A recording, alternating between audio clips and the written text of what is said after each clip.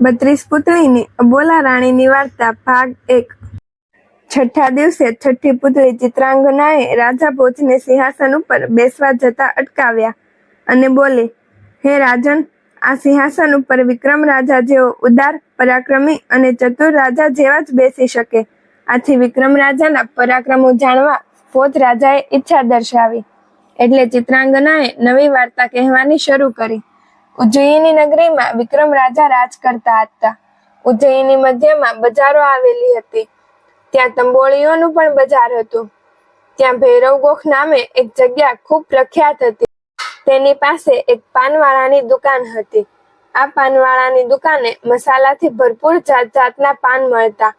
આ પાનવાળાના પાન ખાવા દૂર દૂરથી લોકો આવતા। રજવાડામાં પણ એના જ પાન જતા। આ તંબોળીની દુકાને દરરોજ સાંજે એક રૂપવતી સ્ત્રી આવે। તંબોળી તેની રુચિ પ્રમાણે પાન બીડું બનાવી દે એટલે તે એક સોના મહોર આપી જતી રહેતી। તે કદી ભાવ બાબતમાં પૂછપરછ કરતી નહીં। એક દિવસ આ પાનવાળાને થયું કે આ સ્ત્રી કોણ હશે? તે દરરોજ મને એક સોના મહોર આપીને જાય છે। તેને તે સ્ત્રી વિશે જાણવાનું મન થયું। તેણે તેના પોતાના ગોરને બોલાવી બધી વાત કરી। ગોર મહારાજે તે સ્ત્રી કોણ છે તે વિશે જાણી લાવવાનું કામ માથે લીધું। એક સાંજે તંબોળીની દુકાને ગોર મહારાજ પણ હાજર રહ્યા। થોડી વાર થતા તે સ્ત્રી દુકાને આવી અને પાન લઈ એક સોના મહોર આપી ચાલવા માંડી। જેવી સ્ત્રી ચાલી કે ગોર મહારાજ તેની પાછળ પાછળ ગયો। સ્ત્રી તો નગરથી ઘણે દૂર એક જંગલમાં ગઈ। ત્યાં એક પર્વત હતો। પર્વતમાં ગુફા હતી। ગુફા ઉઘાડીને તે સ્ત્રી અંદર પેઠી। એની પાછળ પાછળ ગોળ પણ પેઠો। થોડુંક અંદર ગયા ત્યાં તો એક સુંદર નગર આવ્યું, જાણે ઇન્દ્રપુરી જોઈ લો। ત્યાં દૂરથી સંગીત સ્વરો આવતા હતા। તેજસ્વી તારા ઝબકતા હોય એવા દીવા બળતા હતા અને પુષ્પોની મીઠી સુગંધ માનવીનું ભાન ભૂલાવી દેતી હતી। નગરીની શેરીમાં આગળ જતા એક સુંદર બાગ આવ્યો। ત્યાં કેટલીક સ્ત્રીઓ રમત રમતી હતી। કોઈ ફેરફૂદડી ફરતી હતી। બાગની પાસે એક ચોક હતો। ત્યાં આવેલ એક કૂવામાં કેટલીક સ્ત્રીઓ પાણી ભરવા આવી હતી। તે ઘડાને કૂવામાં નાખતી અને કહેતી, ઘડા રે ઘડા, કૂવામાંથી બહાર આવ। તને અબોલા રાણીની આણ આશ્ચર્ય વચ્ચે ઘરો દોરડા વગર તેની મેળે ઉપર આવતો। દૂર ઉભેલા ગોરે આ કૌતુક જોયું। તે તો આભો બની ગયો। તે પાણી ભરતી સ્ત્રીઓ પાસે આવ્યો અને બોલ્યો, હે સુંદરીઓ, તમે કોણ છો? તમે હમણાં જેની આણ દીધી તે અબોલા રાણી કોણ છે? પેલી સ્ત્રીઓ બોલી, ગોર મહારાજ, તમે વળી અબોલા રાણીના રાજ્યમાં અહીં કેવી રીતે આવી ચઢ્યા? અબોલા આમ ક્યાંય રસ્તામાં નથી પડી? તે દેખાડીએ તે તો પુરુષનું મોઢું પણ જોતા નથી। મહેલમાં તેમના ખંડમાં 4 પડદા બાંધેલ છે। તેની અંદર તે રહે છે। તેને પુરુષ જાત પ્રત્યે નફરત છે। વળી તેને એક પ્રતિજ્ઞા છે કે 4 વાર જે એને બોલાવે એને એ વરે અને પડદા ખોલે। ગોર બોલ્યો, ગમે તે હોય પણ મારે અબોલા રાણીને મળવું છે। તે મને દેખાડો। તેને મળ્યા વગર નહીં જાવ। બ્રાહ્મણની હઠ જોઈને તેમાંથી એક સ્ત્રી અબોલા રાણી પાસે ગઈ અને બધી વાત કરી। રાણીએ કહ્યું, એ મૂર્ખ બ્રાહ્મણને પેલા કુંડમાં નવડાવી દો એટલે એ આપોઆપ પાછો જતો રહેશે। પેલી સ્ત્રી ગોર પાસે આવી અને બોલી, તમને અબોલા રાણીએ કુંડમાં નાહવાનું કહ્યું છે। ગોર તો રાણીને મળવા એટલો અધીરો બની ગયો હતો કે તે તો પહેર્યા કપડે જ કુંડમાં નાહવા પડ્યો કે સાથે જ પેલા તંબોળીની દુકાને જ જઈ પહોંચ્યો। તેણે આંખો ખોલી જોયું તો તે તંબોળીની દુકાને ઉભેલો ગોર તો નવાઈ પામ્યા। તેમને અબોલા રાણીની નગરી સ્વપ્ન સમી લાગી। અહીં તો મધરાત થઈ હતી। ક્યાંય કોઈ જોવા મળતું ન હતું। તેનું મન અકળાઈ ગયું અને પોક મૂકીને રડવા લાગ્યો। મધરાતે વિક્રમ રાજા નગર ચર્ચા જોવા નીકળ્યા હતા। તેઓ ફરતા ફરતા અહીં આવી ચઢ્યા। તેમણે ગોરને રડતા જોઈને પૂછ્યું, અરે મહારાજ, આમ મધરાતે રડવાનું કારણ શું? એવું તે ક્યું દુઃખ આવી પડ્યું કે આમ રડો છો? ગોરે કહ્યું, અરે ભાઈ, તમે મારું દુઃખ દૂર કરી શકો તેમ નથી। વિક્રમ રાજાએ ગોરને પોતાની ઓળખાણ આપીને કહ્યું, હું ગમે તે રીતે તારું દુઃખ દૂર કરી આપીશ। તું રડવાનું બંધ કરી મને તારું દુઃખ જણાવ। ગોરે રાજાને અબોલા રાણીની બધી વિગતે વાત કરી. રાજાએ કહ્યું, તું મને એ અબોલા રાણી પાસે લઈ જા, તારું દુઃખ જરૂર દૂર થશે. ગોરે બીજા દિવસે રાજાને સાંજના સમયે તંબોળીની દુકાને બોલાવ્યા. બીજા દિવસે સાંજે રાજા વેશ પલટો કરી તંબોળીની દુકાનથી થોડે દૂર ગોર સાથે ઊભા રહ્યા. થોડી વાર થતા ફરી પેલી સ્ત્રી તંબોળીની દુકાને આવી અને પાનનું બીડું લઈ એક સોના મોહર આપી ચાલવા માંડી. ગોરના કહ્યા પ્રમાણે રાજા તરત જ પેલી સ્ત્રીની પાછળ પાછળ ગુફામાં દાખલ થયા. ગોરે જેવું વર્ણન કર્યું હતું એવી જ નગરી, એવો જ વૈભવ અને એવી જ શોભા. તેઓ કુવા આગળ આવી ઊભા રહ્યા. કુવા ઉપર રૂપના અંબાર સમી સુંદરીઓ પાણી ભરતી હતી. કોઈને પણ ઘડો ખેંચવો પડતો નહોતો. થોડી વાર સુધી તો રાજાએ ઊભા જોયા કર્યું. પછી તેમની નજીક જઈ પૂછ્યું, બાઈઓ, આ કોનું ગામ છે અને તમે કોની આણ આપો છો? પેલી સ્ત્રીઓમાંથી અબોલા રાણીની એક સખી બોલી, તમે કોણ છો અને અહીં કેમ આવ્યા છો? વિક્રમ રાજાએ પોતાની ઓળખાણ આપી. ત્યારે સખી બોલી, અહીં અબોલા રાણીનું રાજ ચાલે છે. રાજાએ પૂછ્યું, એ અબોલા રાણી કોણ છે એ તો કહો. પેલી સખી બોલી, એક વખત કેટલીક દેવીઓ રેતીની પુતળીઓ બનાવવાની રમત રમતી હતી. એવામાં કેટલીક જોગણીઓની રૂપાળી પુતળીઓ ઉપર અમી દ્રષ્ટિ થતા બધી પુતળીઓ સજીવન થઈ ગઈ. એટલે તેમણે પુતળીઓને રહેવા માટે અજબ નગરીની રચના કરી. અમે બધી સ્ત્રીઓ રેતીની પુતળીમાંથી બનેલી છીએ. અમારામાંથી અતિ સુંદર પુત્રી એ અબોલા રાણી છે. તેથી તેમને આ નગરીના રાણી બનાવ્યા છે. અહીં તેમનું રાજ્ય ચાલે છે. અમારી રાણી કોઈ પુરુષનું મોઢું જોતા નથી કે તેની સાથે વાત પણ કરતા નથી. તે પોતાના ખંડમાં 4 પડદા રાખે છે. તેમણે એવી પ્રતિજ્ઞા લીધી છે કે જે પુરુષ પોતાની ચતુરાઈથી અબોલા રાણીને 4 વખત બોલતી કરે તો તે 4 પડદા છોડી નાખે. નહીં તો તેમની સાથે હોડમાં ઉતરનારને રાણી કારાગૃહમાં પૂરી દે છે. રાજાએ કહ્યું, હું તમારી રાણીના 4 પડદા છોડાવીશ. મને તેમની પાસે લઈ જાઓ. સખી રાણીના મહેલે લઈ ગઈ. બહાર પહેરો ભરતી દાસી પાસે રાજાને ઊભા રાખી સખી અંદર ગઈ. સખીએ કહ્યું, ઉજ્જૈની નગરીના રાજા વિક્રમ તમને મળવા માંગે છે અને તમારા પડદા છોડાવવા આવ્યા છે. અબોલા રાણી ગુસ્સે થઈને બોલી, જા રાજાને કહે, નગર ઉજ્જૈનીમાં તારું ચોર, અહીં આવ્યો તે મારો ચોર. 4 પહોર તો વાચા લઈશ, પ્રાતઃકાળ કારાગૃહ દઈશ. રાજા પડદાથી દૂર રહી બોલ્યો, સાંભળ રે ગરવીલી સતી, તારો કોણ પિતાને પતિ? વચન બોલી બોલ જેટલા, કારાગૃહ નાખ્યા તે કેટલા? રાણીએ દાસીને દૂર આવેલા કારાગૃહ બતાવવા હુકમ કર્યો. દાસી રાજાને કારાગૃહ લઈ ગઈ. ત્યાં લગભગ 800 રાજકુમારોને સોનાની સાંકળે બાંધી કેદી રાખ્યા હતા. તેમના કોમળ ચહેરાઓ સૌ મુરઝાઈ ગયા હતા. માથાના વાળ અને દાઢી વધી જવાથી તેમના ચહેરાઓ પણ ઓળખાતા નહોતા. રાજકુમારોને જોઈને રાજા ખૂબ જ હેરાન થઈ ગયા. તેણે પ્રતિજ્ઞા કરી કે આ બધાને કારાગૃહમાંથી છોડાવું તો જ મારું ખરું નામ વિક્રમ. દાસીએ રાજાને કહ્યું, રાજન, આ બધાની દશા જોઈને જો તમે પણ હારી જશો તો આવી જ દશા તમારી પણ થશે.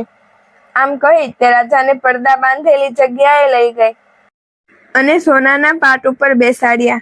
રાજાએ કહ્યું, હે અબોલા રાણી, હું તમને એક સરસ મજાની વાર્તા કહું છું, તમે હુંકારો ભણજો.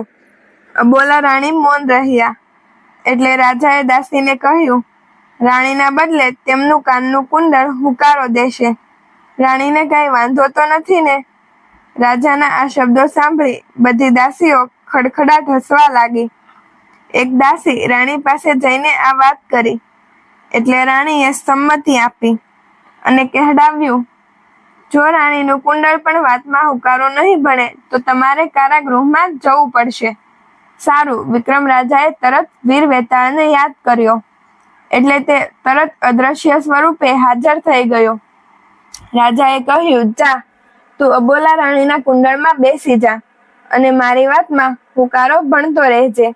વેતાળ અબોલા રાણીના કુંડળમાં જઈને બેઠો. રાજાએ વાત કહેવા માંડી. હે અબોલા રાણીના કાનના કુંડળ, મેલપુર પાટણ નામે નગરમાં ચંદ્રદિવ્ય નામે રાજા રાજ કરતો હતો. આ ગામમાં 4 મિત્રો રહેતા હતા. એક બ્રાહ્મણ, બીજો સોની, ત્રીજો સુથાર અને ચોથો સાળવી. આ 4 મિત્રો રાત દિવસ રખડ્યા કરે. તેમને કામ ધંધામાં સહેજ પણ રસ નહીં. ફક્ત ખાઈ પીને રખડ્યા કરે. આથી તેમના મા બાપ ખૂબ જ પીડાતા. એક દિવસ 4 મા બાપે 4 છોકરાઓને ખૂબ જ ઠપકો આપ્યો. તેથી 4 મિત્રો એ પરદેશ જઈ કઈ કામ ધંધો કરવાનો વિચાર કર્યો. એક દિવસ 4 મિત્રો કોઈને પણ કહ્યા વગર પરદેશ કમાવા જવા નીકળી પડ્યા. રસ્તામાં એક ગામ આવ્યું. 4એ ત્યાં રાતવાસો કર્યો. તેમની પાસે સીધું હતું એટલે બ્રાહ્મણે રસોઈ બનાવવાનું વિચાર્યું. તેણે સોનીને દેવતા લેવા ગામમાં મોકલ્યો. ગામમાં એક સોનીની દુકાન જોઈ. સોની દુકાનમાં દાગીના ઘડતો હતો. આથી પેલા સોની છોકરાને થયું કે કદાચ અહીં મને કામ મળશે. એટલે તે દુકાને જઈ દેવતા માગ્યો અને એણે પોતાની બધી હકીકત કહી સંભળાવી. દુકાનદાર સોનીએ કહ્યું, ભાઈ, તું સોની છે, તું મારે ત્યાં રહી જા. હું તને દાગીના ઘડતા શીખવી દઈશ અને મહેનતાણા તરીકે પૈસા પણ આપીશ. કાલ સવારે પાછો આવી જઈશ. કહી સોની દેવતા લઈ પોતાના મિત્રો પાસે આવ્યો અને કહ્યું, મને આ ગામમાં એક સોનીને ત્યાં કામ મળી ગયું છે. બધા મિત્રોએ કહ્યું, ભલે, તું આ ગામમાં રોકાઈ જા, અમે આગળ વધીશું. જ્યારે ઘેર પાછા ફરીશું ત્યારે અહીં થઈને જઈશું. સવાર પડતા જ સોની ગામમાં રોકાઈ ગયો. જ્યારે બાકીના 3 મિત્રો આગળ ચાલ્યા. આગળ જતા બીજું એક ગામ આવ્યું. ત્યાં સુથારનું કામ મળી ગયું. સુથારને ત્યાં મૂકી બ્રાહ્મણ અને સાળવી આગળ ચાલ્યા. આગળ જતા એક ગામમાં સાળવીને વણકરને ત્યાં કામ મળી ગયું. વણકરે કહ્યું, તું મારે ત્યાં કામ કરે તો તને હું કાપડ વણતા શીખવું. એટલે સાળવી પણ ત્યાં જ રોકાઈ ગયો. હવે બ્રાહ્મણ એકલો જ રહ્યો. એ ચાલતો ચાલતો નર્મદા નદીને કિનારે આવ્યો અને ત્યાં એક ગુરુને ઘેર વિદ્યા ભણવા રહી ગયો. આમ 4 મિત્રો અલગ અલગ ગામમાં રોકાઈ ગયા અને પોતપોતાના હુનર શીખવા લાગ્યા. જોત જોતામાં 12 વર્ષ વીતી ગયા. બ્રાહ્મણ શાસ્ત્રો ભણીને સર્વ વિદ્યામાં પારંગત થઈ ગયો. તે ગુરુનો આશીર્વાદ લઈ પોતાને ઘેર આવવા નીકળી પડ્યો. પાછા વળતા રસ્તામાં સાળવી જે ગામમાં રોકાયો હતો ત્યાં આવ્યો. તે ગામમાં સાળવીને મળ્યો. સાળવી પણ 12 વર્ષમાં સારા રીતે કપડાં વણતા શીખી ગયો હતો. તે બ્રાહ્મણ સાથે ઘેર આવવા નીકળી પડ્યો. બંને મિત્રો સુથારને ગામે આવ્યા અને સુથારને મળ્યા. સુથાર પણ પોતાની કારીગરીમાં પારંગત થઈ ગયો હતો. તે પણ પોતાના બંને મિત્રો સાથે ગામ આવવા નીકળી પડ્યો. 3 મિત્રો ત્યાંથી સોનીના ગામે આવ્યા અને તે સોનીને મળ્યા. સોની પણ પોતાના માલિકની રજા લઈ મિત્રો સાથે નીકળી પડ્યો. 4 મિત્રો ચાલતા ચાલતા ઘોર જંગલમાં આવ્યા. તેઓ 12 વર્ષ પછી મળવાથી પોતપોતાની વાતો કરી આગળ વધ્યા જતા હતા. રસ્તામાં સાંજ પડવા આવી. 4 જણે એક વિશાળ ઝાડ નીચે મુકામ કર્યો. 4 જણે એક પહોર જાગવા નક્કી કર્યું. પહેલો વારો સુથારે લીધો. બીજા 3 જણ સૂઈ ગયા. ચાલવાને કારણે તેઓ ખૂબ થાકી ગયા હતા એટલે તરત જ ઊંઘી ગયા. જ્યારે એકલો સુથાર જાગતો બેઠો. હવે એકલાએ રાતનો પહોર કેમ કરીને વિતાવવો તે વિચારવા લાગ્યો. કંઈક વિચારતા તેને થયું કે લાવને એકાદ લાકડાની પૂતળી ઘડવા માંડું. તે તો તરત જ પોતાના ઓજારો કાઢી પૂતળી ઘડવા માંડી. પૂતળી ઘડી રહ્યો હતો ત્યાં તો એક પહોર પૂરો થઈ ગયો અને જાગવાનો વારો સાળવીને આવ્યો. સાળવીના ઉઠતા જ સુથાર સૂઈ ગયો. સાળવીની નજર પૂતળી ઉપર પડી. તેને થયું કે સુથારે કેવી સુંદર પૂતળી બનાવી છે, પણ તે વસ્ત્રો વગર સારી લાગતી નથી. એટલે તેણે પૂતળી માટે કપડાં તૈયાર કર્યા અને પહેરાવી દીધા. ત્રીજો પહોર થતા જાગવાનો વારો સોનીનો આવ્યો અને સાળવી સૂઈ ગયો.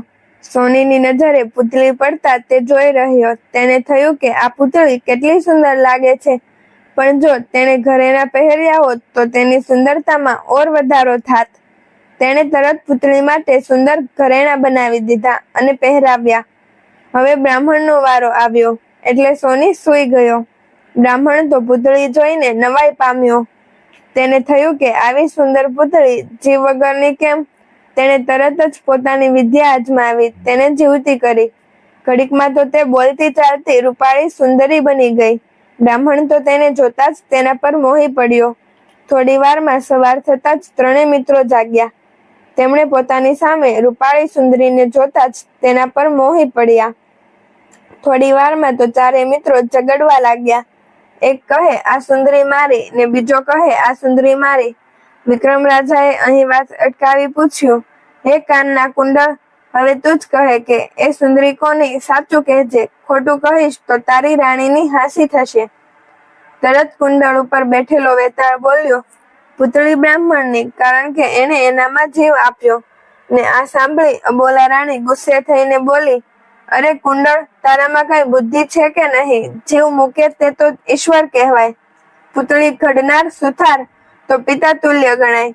વસ્ત્રો પહેરાવનાર સાળવી ભાઈ ગણાય, પરંતુ જેણે ઘરેણા ઘડીને પહેરાવ્યા તે એનો પતિ થયો.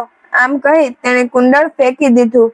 વિક્રમ રાજાએ કહ્યું, હે અબોલા રાણી, તમારો જવાબ તદ્દન સાચો છે. તમારી બુદ્ધિ માટે માન છે, પરંતુ તમે બોલ્યા એટલે એક પડદો છોડી નાખો. અબોલા રાણીએ પોતાની શરત પ્રમાણે એક પડદો છોડાવી લીધો. રાણી, હવે હું બીજી વાત કહું, તમે હુંકારો દેશો ને? અરે રાજા, તમે ગમે તેમ કરો, પણ રાણી હુંકારો નહીં દે. કઈ નહીં, બેફિકરીથી વિક્રમે કહ્યું. રાણીનો હાર હુંકારો દેશે. વેતાળ હારમાં જઈ બેઠો. રાજાએ બીજી વાત શરૂ કરી. રાજવતી નગરમાં રાજસેન નામનો રાજા રાજ કરતો હતો. તે ભલો અને પ્રજાપ્રેમી હતો. તેની રાણી સત્યવતી પણ શાણી અને ઉદાર હતી. તેઓ બધી વાતે સુખી હતા. માત્ર શેર માટેની ખોટ હતી. રાજાએ પુત્ર પ્રાપ્તિ માટે મહાદેવજીનું તપ કર્યું. 6 મહિનાના તપ બાદ શિવજી રાજા પર પ્રસન્ન થયા અને તેને એક પુત્રનું વરદાન આપ્યું. વરદાનના પ્રતાપે રાણીને એક સુંદર કુંવર અવતર્યો. આથી રાજા રાણીના આનંદનો પાર રહ્યો નહીં. ધીરે ધીરે કુંવર 12 વર્ષનો થઈ ગયો. તેનામાં ઠરેલપણું આવી ગયું. એટલે એક દિવસ રાજાએ કુંવરને બોલાવી કહ્યું, બેટા, હું દરરોજ શિવ પૂજા કરું છું. હવે મારી વૃદ્ધાવસ્થાને કારણે આ નિયમ જાળવવો કઠિન થઈ ગયો છે. એટલે મારી જગ્યાએ હવે તું શિવ પૂજા કર. કુંવરે તે વાત કબૂલ કરી. તે દરરોજ ભક્તિભાવથી શિવ પૂજા કરવા લાગ્યો. કુંવર 18 વર્ષનો થતા રાજાએ તેના લગ્ન શીતળપુરની રાજકુમારી રૂપાવતી સાથે કર્યો. પરંતુ કન્યાને વળાવવાનું મુહૂર્ત આવ્યું નહીં. એટલે કન્યાને ત્યાં જ રહેવા દઈ જાન પાછી વાળી. જોશીએ મુહૂર્ત કઢાવી આપ્યું. મહિના પછી કન્યાને તેડી જવી. મહિનો થતા રાજગોર કુંવરીને તેડવા ગયા. ત્યારે કુંવરીએ કહ્યું, હું તો કુંવરજી તેડવા આવશે ત્યારે જ આવીશ, તમારી સાથે નહીં આવું. બોલા રાણીનો બીજો ભાગ અને હવે પછીની વાર્તામાં આવશે. સાંભળવા માટે લાઈક કરો, શેર કરો અને સબસ્ક્રાઇબ કરો. હરે કૃષ્ણ મિત્રો, જય માતાજી. પ્લીઝ અમારી ચેનલને સબસ્ક્રાઇબ કરવાનું ભૂલશો નહીં. Thank you.